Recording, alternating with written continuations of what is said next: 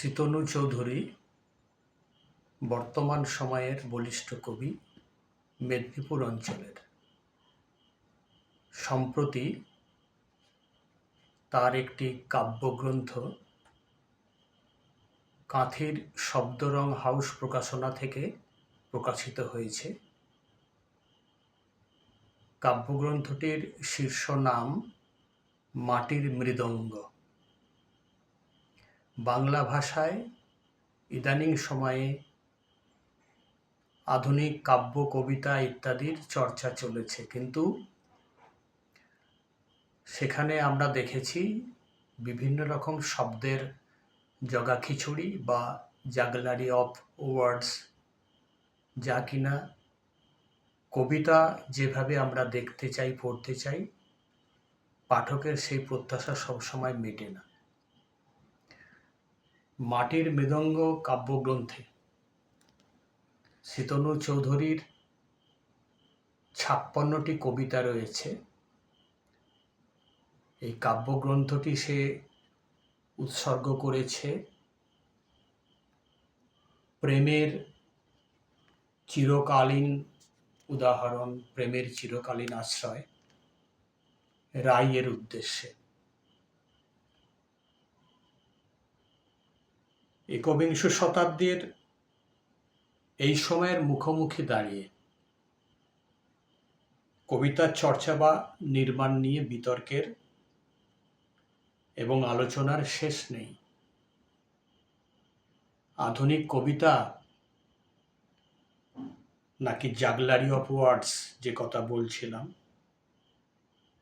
কিন্তু আধুনিক কবিতায় চিন্তার উৎসের কিংবা তার অভিমুখ পাল্টে দেওয়ার ফরাসি কবি শার্ল বোদলেয়ার আমাদের পথ বাতলে দিয়েছেন। কবি শীতনু চৌধুরী তার এই ৫৬টি কবিতার কেন্দ্রবিন্দুতেই রয়েছে অনির্বচনীয় শব্দব্রহ্ম, প্রেম, প্রীতি, ভালোবাসার প্রতীক হিসেবে রাই এবং রাধার পাদপদ্মে সমর্পিত হয়েছে তার এই ৫৬টি কবিতা।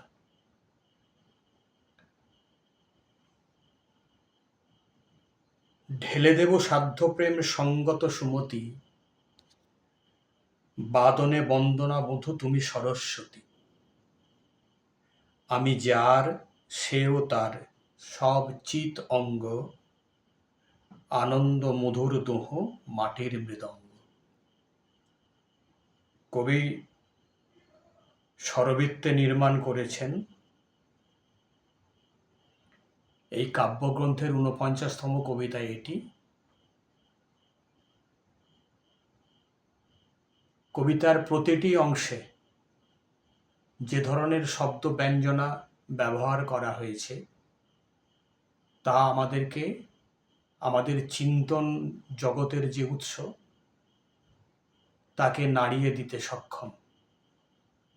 পাঠকরা এই কবিতাগুলি পাঠ করতে করতেই একটা অনন্ত প্রেম, প্রীতি, ভালোবাসার এবং বৈষ্ণব কাব্যের ছোঁয়া পাবেন এবং ভিন্নতর কাব্য ব্যঞ্জনার ভেতর দিয়ে এখনো যে কবিতা নির্মাণ হয় তার উদাহরণ এখান থেকে পাবেন।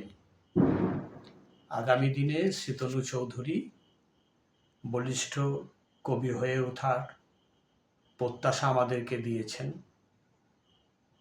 প্রকাশক এবং কবিকে শ্রদ্ধা এবং সম্ভাষণ জ্ঞাপন করছি।